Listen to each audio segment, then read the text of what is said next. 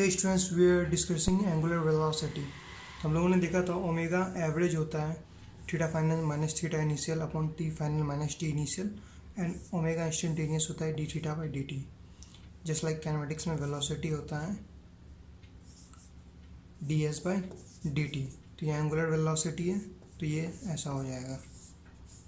ठीक है, तो हम लोगों ने कुछ मिस कर दिया था एक थोड़ा सा, कि जब हम लोग ये बात करते हैं angular displacement,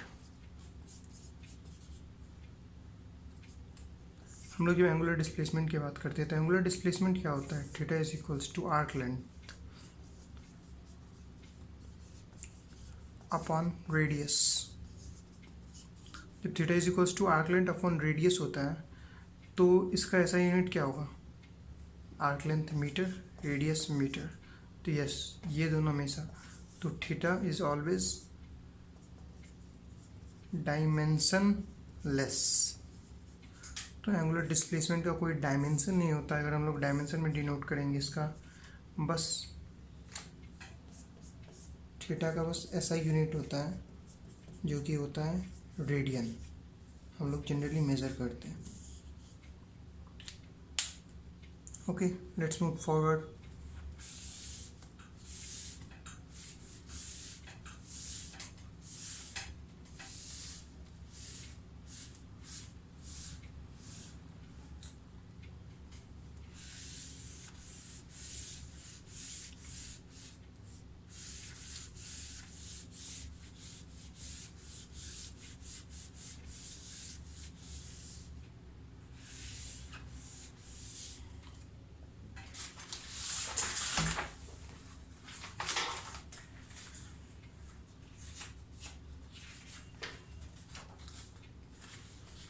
So guys, let's practice some question on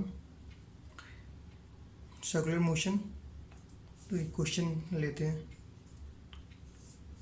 if theta is equals to T square plus 2t plus 3, find omega at t is equals to 4 second. तो इसको देखते हैं। तो ओमेगा क्या हो जाता है? D theta upon d T. तो इसको डिफ्रेंशिएट कर लेंगे थीटा को। 2t प्लस 2, 4 सेकेंड, टी का वैल्यू 4 रखेंगे, is equals to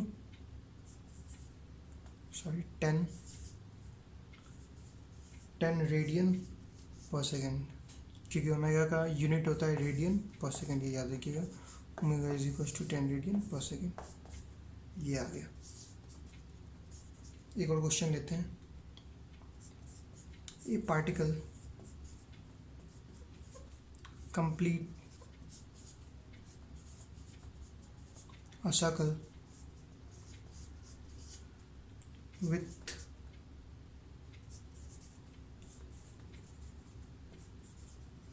constant omega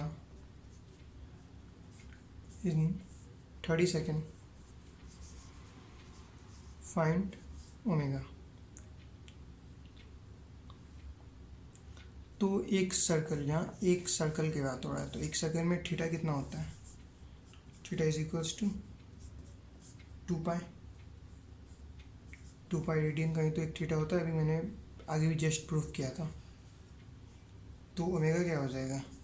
theta by time 2 pi upon 30 is equals to pi by 15 radian per second.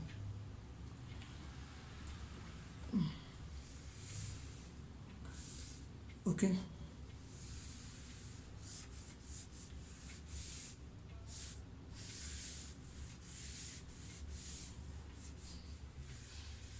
आपको सॉल्व करना हो तो आप वीडियो पॉज करके सॉल्व कर सकते हैं और नोट कर सकते हैं।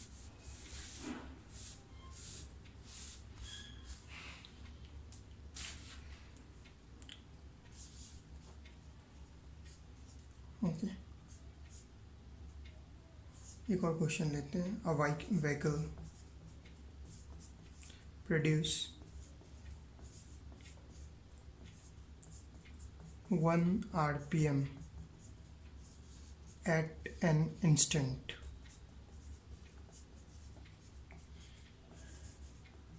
Find omega. देन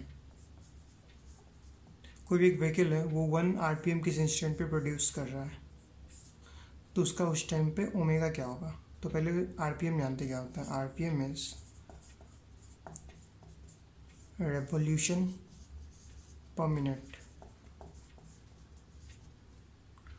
तो अब रेवोल्यूशन की बात करेंगे तो 1 आरपीएम, तो 1 आरपीएम में मतलब रेवोल्यूशन कितना होगा, थीटा कितना होगा इन 1 आरपीएम। थीटा थीटा कितना होगा 2 पाई, क्योंकि एक सर्कल में अगर हम यहाँ से रिवॉल्व करके वापस आते हैं तो एक कंप्लीट सर्कल का पेरीमीटर ही तो कवर करते हैं, उसमें थीटा कितना हो जाएगा 2 पाई। थीटा अगर 2 पाई होगा तो omega theta upon time RPM revolution per minute, तो टाइम कितना होगा 2 pi upon 60 is equals to pi by 30 radian per second. तो इसको याद रख लीजिएगा 1 RPM is equals to pi by 30 radian per second. कहीं कहीं डायरेक्ट क्वेश्चंस एक बार आ चुके हैं इस पे। तो यस, बहुत आसान सा ये क्वेश्चन था।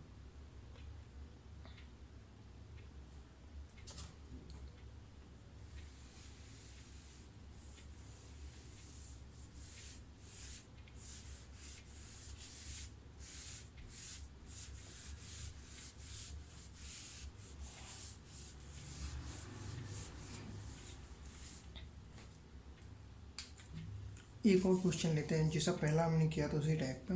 Theta is equals to 5t square plus 2t plus 3। Find omega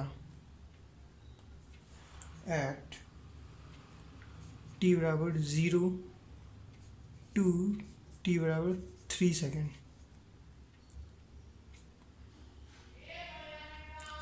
तो यहाँ पे क्या हो रहा है, t is equals to 0 to 3 में मांग रहा है, तो एक इंटरवल के बीच में अगर मांग रहा है तो ओमेगा इंस्टेंटेनियस तो नहीं होगा, तो हमें क्या निकालना पड़ेगा ओमेगा एवरेज।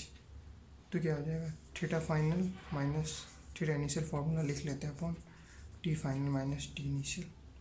तो ये थीटा फाइनल में टी की वैल्यू डालते हैं यहाँ, ये यहाँ पे फाइनल कब निकलेगा जब फाइनल टाइम पे इसका वैल्यू डालेंगे। तो करते हैं 5 into 3 square plus 2 into 3 plus 3 minus theta initial. Theta initial में टी 0 डालेंगे, यहाँ पे 0 0, यहाँ पे 0 0 minus 3, simply T final minus initial 3 minus 0 3। तो ये 3 3 कैंसिल, यहाँ से एक 3 लेके कॉमन लेके ये कट जाएगा। तो क्या होगा 5 into 3 plus 2 is equals to 17।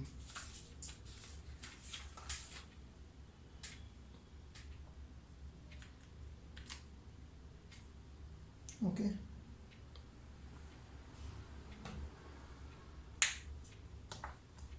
अब न्यू टॉपिक पे आते हैं।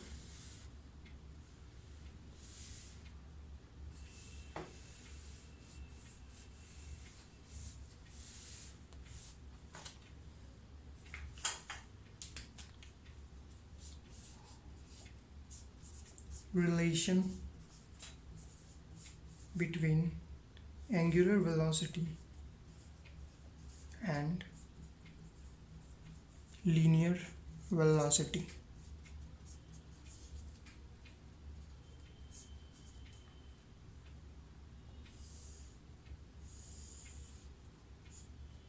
जब रिलेशन की बात करते हैं तो पहले तो एंगुलर सर्कुलर मोशन की बात करें तो एक सर्कल ड्रॉ करते हैं, बहुत आसानी से समझ में आएगा ये।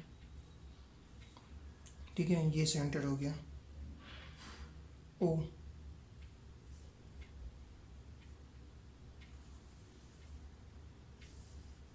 कोई पार्टिकल है वो ए से बी पे ट्रेवल किया, ये theta.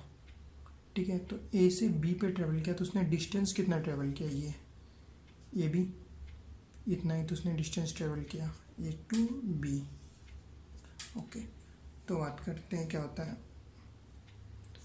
Omega is equals to क्या होता है, D theta upon d t, ठीक है। और हम लोग यहाँ थीटा को क्या लिखेंगे, theta arc length upon radius, ये आर है, तो d theta is equals to क्या होगा, d of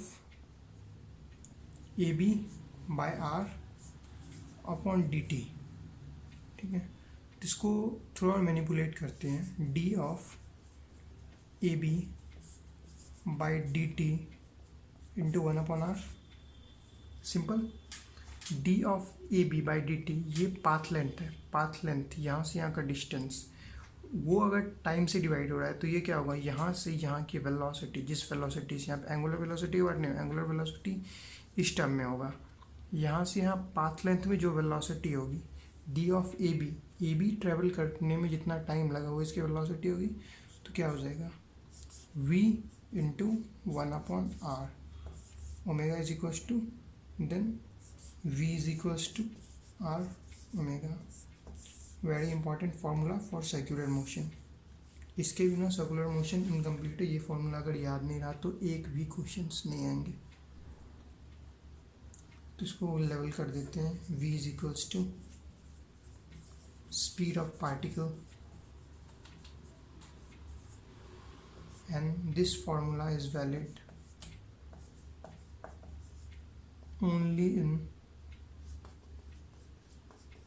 circular motion and its application।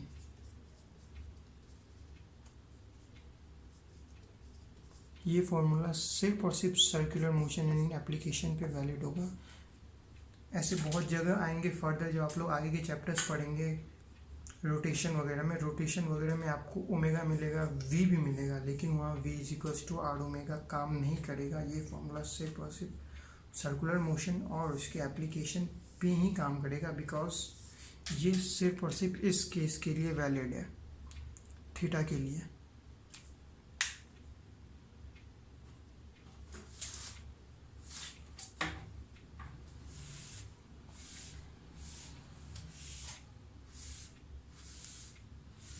Okay, एक और बहुत इंपॉर्टेंट लाइन है जो नोट कर लीजिए, जिसको मैं अभी एक्सप्लेन करूँगा थोड़ी देर में, वो है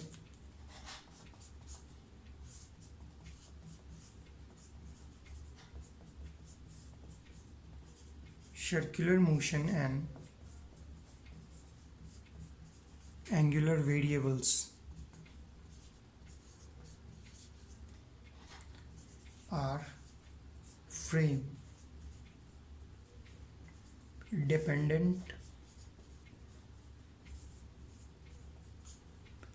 motion।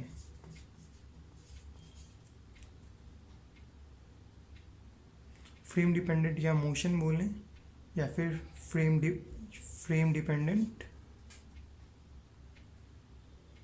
क्या बोल सकते हैं, फ्रेम डिपेंडेंट मोशन और फ्रेम डिपेंडेंट आर्टिकल्स, क्योंकि हम यहाँ एंगुलर वेरिएबल्स की भी बात कर रहे हैं, तो ये जो भी होगा सब फ्रेम डिपेंडेंट होगा। अभी हम लोग इसको बहुत अच्छे से एक्सप्लेन करेंगे।